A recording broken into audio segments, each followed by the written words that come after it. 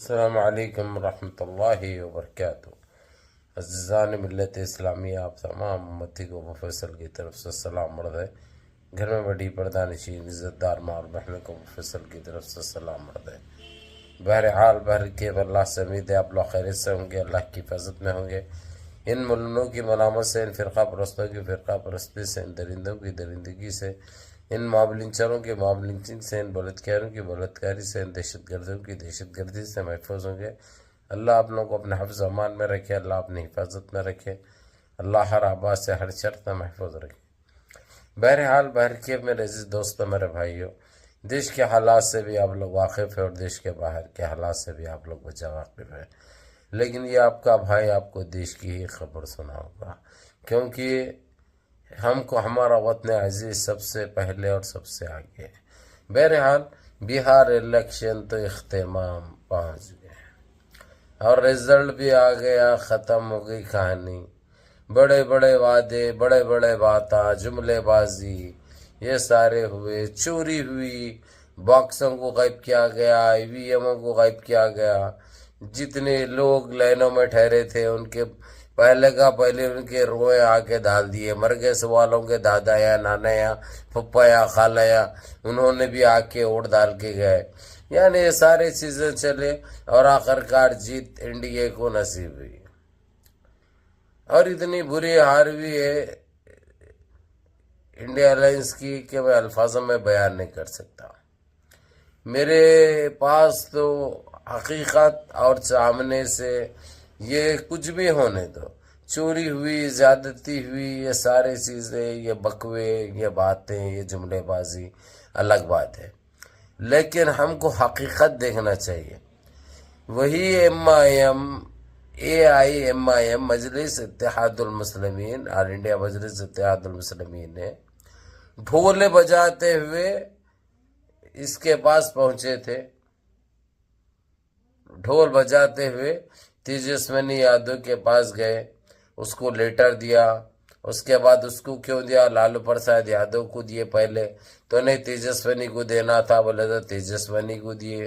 ایک لیٹر راہل گاندھی کو دیے، ایک لیٹر جو ہے جو جتنے ذمہ داران تھے تقریباً 4-5 جنوں کو دیے گئے۔ یہ لوگ اس کے بعد یہی سمجھے ایم مجلس اتحاد المسلمین کو کہ یہ کیا لڑے گی ہے اس کا، یعنی کیا ہے، یعنی یہ سوچے۔ اور جس طریقے سے پہلے کے جو ایم ایل او نے جو دھوکہ دے کے آر جے ڈی جوائن کیا تھا، وہ لوگوں کو تو جو ہے سو ٹکٹ بھی نہیں دیے، لوگوں کی اوقات ایسی ہی دکھانی تھی جو ان کو ملی ہے۔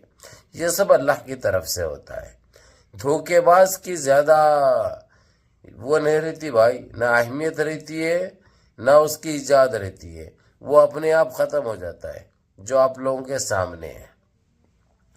بہرحال مجلس اتحاد المسلمین نے وہاں پہ اپنے 5 ایم ایل او کو کامیاب کیا، جبکہ یہ لوگ مانگے تھے 6 ایم ایل اے، جس میں سے 5 کو جیتا ہے یہ لوگ۔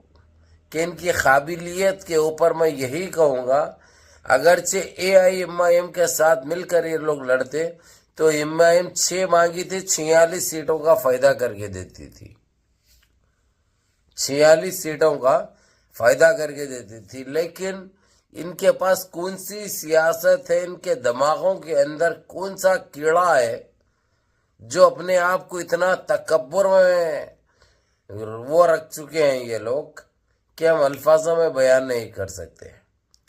آج دیکھیے آل انڈیا مجلس اتحاد المسلمین نے جو اپنی طاقت وہاں پہ جو بتا دی ہے، ابھی آنے والا وقت وہ دور نہیں ہے کہ مجلس اتحاد المسلمین 5 سے 35 کرے گی وہاں پہ نیکسٹ الیکشن میں، اس میں کوئی دو رائے نہیں۔ اور کانگریس پارٹی، نیشنل پارٹی 4 سیٹوں میں سمٹ گئی بھائی، اپنا دم توڑ ڈالی۔